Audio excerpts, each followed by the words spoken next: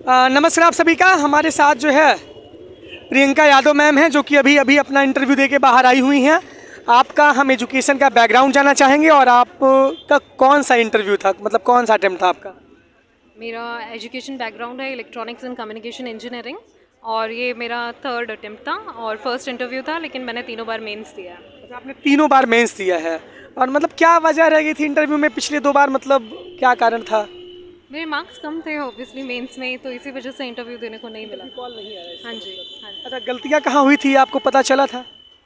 हाँ, मतलब कंटेंट में कमी थी, मेहनत की मैंने तो फिर हो गया ठीक। तो आपका मीडियम कौन सा है मैम? इंग्लिश। इंग्लिश माध्यम है। और क्या मतलब ऐसी वजह थी कि आप मतलब इलेक्ट्रॉनिक्स एंड कम्युनिकेशन में आपने इंजीनियरिंग की है, तो कहाँ से आपको मोटिवेशन मिला यूपीपीएससी और यूपीएससी के लिए?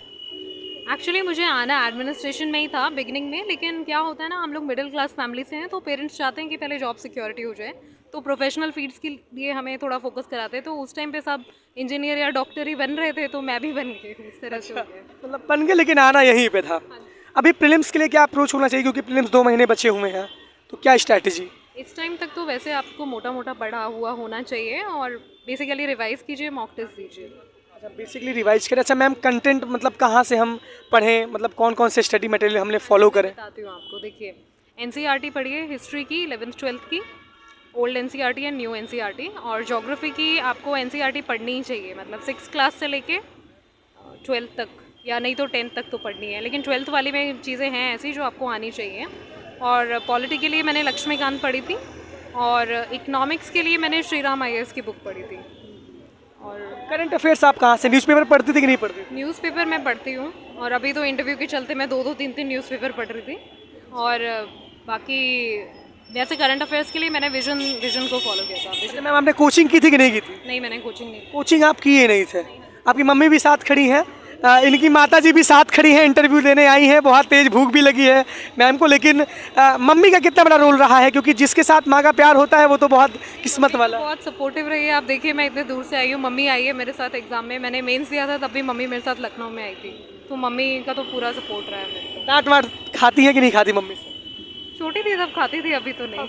अब तो आप अच्छा कर रही हैं अपने क्षेत्र में, तो सही रहा। अच्छा मैम, इस बार पेपर 5 और 6 नहीं था, तो मतलब था लेकिन ऑप्शनल हट गया था, तो उसकी प्रिपरेशन आपसे कहाँ से की थी? मैंने ध्येय आईएएस की बुक्स पढ़ी। ध्येय आईएएस से आपने पढ़ी? हाँ जी। तो ध्येय आईएएस में तो आती है ना उनकी बुक्स, जाके मैं दुकान से खरीद के लेके आ गई थी, पढ़ा था बस। एक्चुअली मेरा यूपीएससी का मेंस था और यूपी के मेंस में 1 दिन का गैप था, मैंने कैसे पढ़ा है मुझे ही पता है। ध्येय की बुक इतनी शानदार थी कि आपने उससे जो है कवर किया था। मतलब वो ठीक है बुक, ऐसे नहीं कहूँगी उसमें सब कुछ ही है। आपको घटना चक्र की भी ना एक जीके वाली बुक आती है, आपको वो भी ले लेनी चाहिए। मतलब मल्टीपल सोर्सेज थे, नेट पे भी कर रही थी, और क्योंकि तीसरा अटेम्प्ट था मेरा मेंस का ही, तो फिर मैंने मैनेज कर लिया। लेकिन अगर आप देखेंगे तो यूपीएससी और यूपी के मेंस में 1 ही दिन का गैप था, उसमें मुझे ट्रैवल भी करना था, तो मैंने कैसे ना कैसे मैनेज किया। रास्ते में चलते चलते शायद आपने हाँ, पढ़ाई, ट्रेन में पढ़ते हुए आते हुए पढ़ रही थी मैं। ट्रेन में आते हुए पूरी ट्रेन के रास्ते में? क्या करती, 1 ही दिन का टाइम था ना मेरे पास।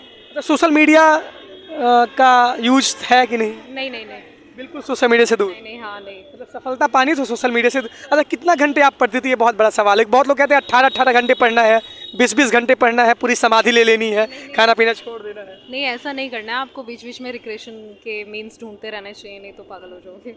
मतलब मैं गाने वाने सुनती थी बीच गाना में। गाती भी हैं आप? नहीं नहीं, बस सुनती थी। अभी गाना नहीं गवाएंगे मैम से।